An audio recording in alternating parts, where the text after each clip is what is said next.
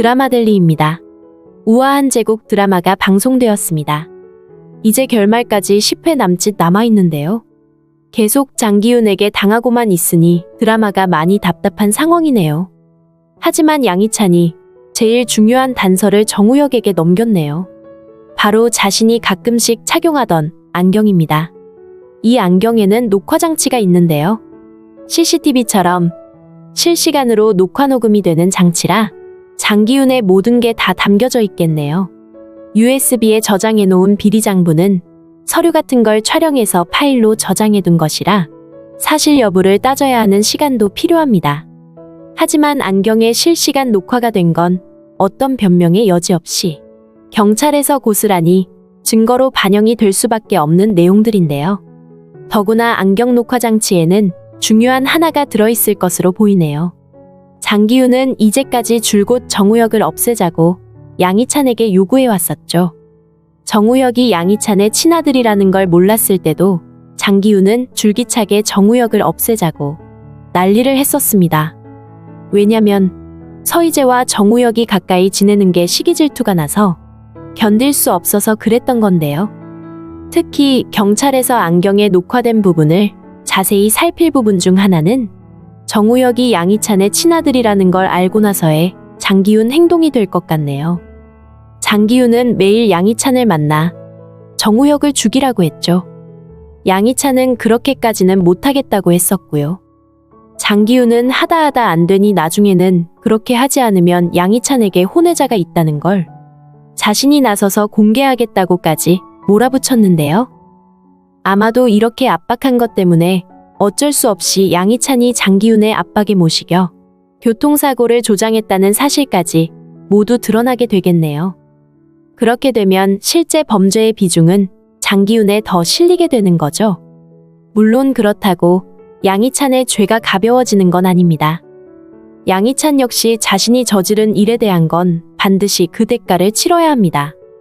하지만 더 중요한 건 장기훈의 범죄가 더 무거워지고 법의 심판을 받게 될 때 중형에 처하게 되는 건데요.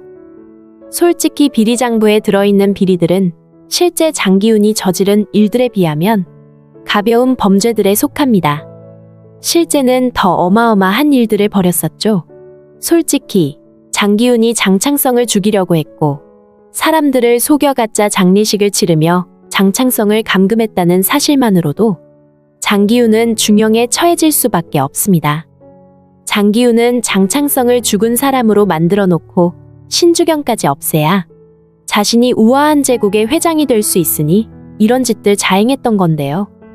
이런 사실들이 경찰에 알려지면 엄청난 대가를 치러야 한다는 걸 알기 때문에 장기훈은 이제 장창성을 없애려고 계속 노력을 하고 있네요. 하지만 매번 신주경에게 들켜 실패를 했었고 말이죠. 그러다 이번엔 홍예림이 나서기로 했네요. 홍예림은 자신이 장창성을 없애겠다며 밤중에 장창성을 싣고 나갔습니다. 홍예림의 차에 실려가던 장창성은 약에서 깨어났지만 앞자리에 운전하는 사람이 홍예림이라는 걸 알아보지 못했었죠. 그러곤 무슨 생각에선지 오래전 자신의 아내 홍예림에 대한 사랑 이야기를 털어놓았습니다. 정말 예뻤고 정말 사랑했었다고 하는 장창성의 말을 들으니 마음이 좀 짠했는데요. 홍예림 역시 자신의 이야기를 들으며 잠시 흔들리는 것처럼 보였습니다. 하지만 홍예림은 바로 마음을 바꿔먹었죠. 아들 장기훈을 위해서 자신이 흔들리면 안 된다고 말이죠. 도대체 엄마라는 사람이 아들을 위해서 해줄 수 있는 게 범죄를 돕는 일이라니 정말 이해할 수 없는 일입니다. 장기훈은 스스로도 자신을 괴물이라고 지칭하는데요. 장창성이 자신을 학대하며 키웠기 때문에 자신이 괴물이 되었다고 말이죠. 하지만 아버지 장창성의 말은 달랐네요. 홍예림이 다른 남자와의 사이의 아이를 임신한 걸 알고도 너무도 사랑해서 결혼했다고 했죠. 사랑하는 여자가 낳은 아이라 정말 자신도 장기훈을 사랑했었다고 말이죠. 장창성이 장기훈을 꾸짖고 혼낸 건 학대가 아닙니다. 그건 부모가 자식을 올바르게 키우기 위해 행하는 당연한 교육인데요. 오히려 요즘은 그런 부모의 밥상머리 교육이 없어져 제대로 방향을 잡지 못하는 자식들도 많은데요. 장기훈은 모든 걸 장창성에 탓을 했습니다. 홍예림이 중간에 나서서 아버지의 말은 다 너를 위한 거니 들어야 한다고 따끔하게 야단이라도 치면서 성장했다면 지금의 장기훈과는 몹시 다른 사람이 되어 있을 수도 있는데요. 하지만 때는 이미 늦었습니다. 그렇다 할지라도 아들이 저지르는 범죄를 돕기 위해 자신의 남편인 장창성에게 약을 주입하고는 어딘가로 데려가 죽여달라며 누군가에게 맡긴다는 건 참 이해하기 힘이 들었네요. 그것을 막아보자고 신주경과 황성일이 뒤따라왔었지만 역부족이었고요. 어디선가 방망이를 든 깡패들이 또 몰려나오더라고요. 장기훈 주변엔 언제나 무법천지입니다. 실제 이런 세상이 있을까 싶은데요. 어쨌든 깡패들 방망이까지 동원됐지만 홍예림이 계획했던 대로는 되지 않겠네요. 깡패들이 방망이로 위협하는 순간 뭔가 변수가 생길 텐데요. 다음 회차 예고를 보면 신주경은 무사히 살아있습니다. 물론 장창성도 무사히 구조가 되는데요. 장창성은 지금 몸을 제대로 못 쓰는 데다 치매까지 와 있는 상황입니다. 물론 정신이 맑을 때 신주경은 장창성이 진실을 말하는 동영상을 만들어 놓았죠. 그 영상은 신주경 메일에 저장이 되어 있다고 했죠. 하루에 한 번 신주경이 메일을 확인하지 않게 되면 그 영상은 바로 경찰과 검찰로 전송이 되도록 장치를 해둔 상태입니다. 신주경은 장기훈에게 자신의 신분이 다 드러나 위험한 상황인데도 이렇게까지 하면서 장기훈 집에 머무는 이유는 뭘까요? 그건 신주경이 엄마기 때문입니다. 수아는 엄마 신주경이 죽은 줄 알고 마음에 병이 생겼었죠. 결국 나중엔 실어증이 왔었고요. 하지만 서희재가 신주경이라는 사실을 알자마자 실어증은 단번에 치료가 되었습니다. 어떤 의학적인 치료 없이 엄마가 자신 옆에 있다는 사실만으로 바로 정상화된 건데요. 이런 상황을 바로 옆에서 지켜본 신주경입니다. 그런 상태에 또다시 수아가 어떤 위험에 처하게 될지 모르면서 수아를 두고 그 집을 나올 수는 없습니다. 물론 그러고 있을수록 신주경이 위험해지는 건 맞는데요.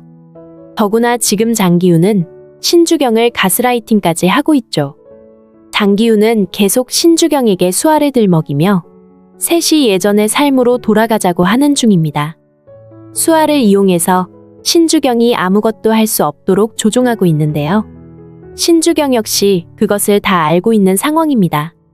수아를 이용하고 있고 자신을 이용해 복수를 못하고도록 손발을 묶어두고 있다는 걸 알지만 자신이 복수를 하기 위해 움직이게 되면 고스란히 그 대가를 수아가 치르게 될 것만 같아 지금 갈등이 심한 입장인데요. 그러다 보니 우리 시청자는 답답함을 느낄 수밖에 없네요. 물론 그런 모성애를 이해할 수는 있습니다. 하지만 정말 그렇게 수아가 위험하게 여겨진다면 수아를 다른 누군가에게 맡길 방법을 먼저 생각했어야 하는 게 아닌가 생각도 되는데요. 이제 와서 그런 갈등에 휩싸여 거짓이라는 걸 알면서도 갈등하고 있다는 말은 조금 납득이 가지 않았네요. 물론 마지막엔 신주경이 모든 걸 해결하는 1인자가 될 게 당연한데요.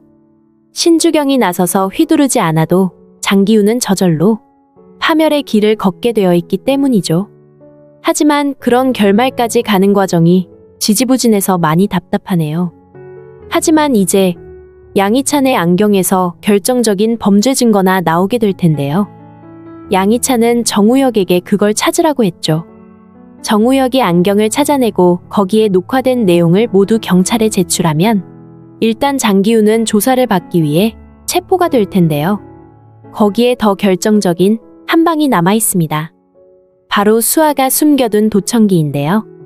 수아는 도청기를 편지 봉투에 넣어 신주경의 납골당에 가져다 두었습니다. 거기엔 그야말로 장기훈이 스스로 자신의 범죄를 고백하고 자백하는 내용이 모두 들어있죠. 자신이 왜 장창성을 죽이는지 그 이유와 과정까지 하나하나 녹음이 되어 있네요. 거기에 장기훈 자신이 공금 횡령한 내용까지 고스란히 음성 녹음이 되어 있는데요. 지금은 수아가 엄마를 찾게 된 충격의 여파로 병원에 입원해 있는 상황입니다. 물론 신주경이 바로 옆에서 간호를 하고 있고요. 이제 수아가 그 도청기를 신주경에게 넘기는 건 시간 문제입니다. 그에 맞물려 장창성이 외부에 공개가 되면 경찰에 체포된 장기훈은 옴짝달싹 못하고 감옥에서 세상 구경하기 힘들어질 텐데요. 작가의 의도가 무엇인지는 모르지만 주인공 신주경이 아무것도 하지 않고 스스로 모성애만 부르짖고 있는 상황이라 지금은 많이 답답하네요. 이제 우아한 제국 드라마는 10회 남짓 남았는데요. 제발 주인공 신주경이 나서서 시원하게 복수하는 장면을 보게 해주면 좋겠네요. 드라마델리였습니다. 재미있으셨다면 구독과 좋아요 부탁드릴게요. 감사합니다.